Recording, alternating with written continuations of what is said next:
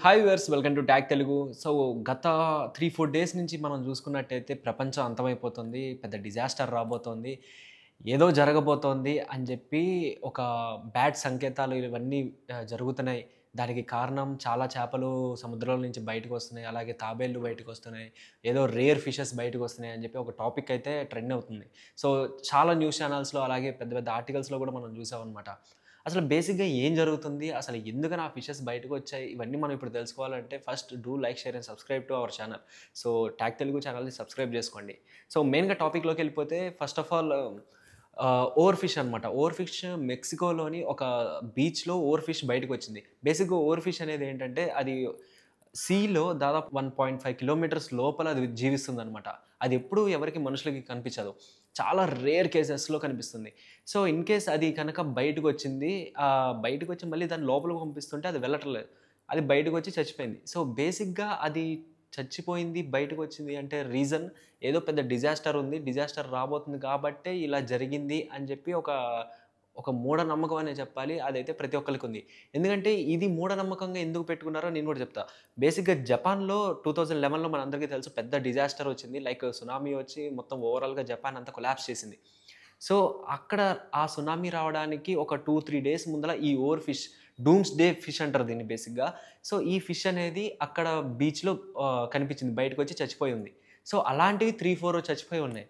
So, అప్పుడు వీళ్ళనుకున్నారు ఏదో దానికేదో like life time అయిపోయిందో అందుకనే చనిపోయినాయి అనుకున్నారు. బట్ అది జరిగిన ఒక 3-4 డేస్ తర్వాత పెద్ద సునామీ వచ్చి మొత్తం జపాన్నంతా కొలాప్స్ చేసింది. ఇప్పటికి స్టిల్ ఇంకా జపాన్ దాని నుంచి కోలుకోవడానికి చాలా ప్రయత్నాలయితే చేస్తుంది. సో, మరి అలాంటి సిట్యుయేషన్స్‌లో అప్పుడు మనం చూసిన అదే ఫిష్, రేర్ ఫిష్ మళ్ళీ ఇప్పుడు ఇన్ని సంవత్సరాల తర్వాత మళ్ళీ బయటకొచ్చింది సముద్రంలో నుంచి. అది కూడా మెక్సికో నగరంలో అది బయటికి రావటం ఇప్పుడు అందరినీ భయాందోళనకి గురి చేస్తుంది.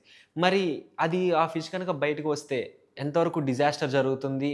అది మూఢనమ్మకమా? లేదా రియల్‌గానే జరుగుతుందా? వాటికి ఏమన్నా సంకేతాలు వాటికి తెలిసి 2-3 రోజుల్లో ఇంకా లోపల సముద్ర గర్భంలో ఏదన్నా డిజాస్టర్ లైక్ భూకంపం ఆర్ సునామీ లాంటివి ఏమైనా సంభవించినప్పుడు అవి ముందలగానే పసిగట్టి బయటకొచ్చి అవి తట్టుకోలేక చనిపోతున్నాయా? లేకపోతే నిజంగా వాటికేదో లైఫ్ టైమ్ అయిపోయి చనిపోతున్నాయా? మనకైతే తెలీదు. మరి దాని గురించి మీకు ఎవరికైనా తెలిస్తే కనుక కింద కామెంట్ రూపంలో మెన్షన్ చేయండి. అండ్ అలాగే ఓవర్ ఫిష్‌తో పాటు యాంగ్లర్ ఫిష్ కూడా బయటకొచ్చిందని చెప్పి మనం ఒక హాట్ టాపిక్ కూడా చూస్తున్నాం అది. సో, యాంగ్లర్ ఫిష్ ఎలా ఉంటుందంటే లైక్ ఆ ఫిష్‌కి పైన ఒక చిన్న బల్బులా ఉంటుందనమాట. అండ్ ఆ ఫిష్ చూసుకుంటే కొంచెం భయంకరంగా ఉంటుంది.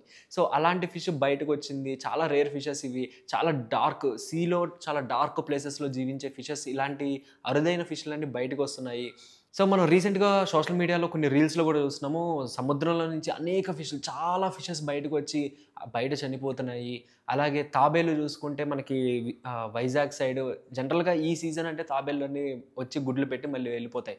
సో, అలాంటిది చాలా అంటే ఒక 50, 60 వచ్చే తాబేళ్ళు ఈసారి జనరల్‌గా 50, 60 వచ్చే తాబేళ్ళు ఈసారి వందలాది తాబేళ్ళు లైక్ ఎన్నో లెక్కలేనన్ని తాబేళ్ళు వచ్చి గుడ్లు పెట్టి వెళ్తున్నాయంటే సో, ఇదంతా ఏమన్నా డిజాస్టర్‌కి సంకేతమా? లేకపోతే ఏమన్నా జరగబోతుందా? ఏదైనా విపత్తు రాబోతుందా? అని ప్రతి ఒక్కళ్ళకి అయితే ఆ భయమైతే ఉంది.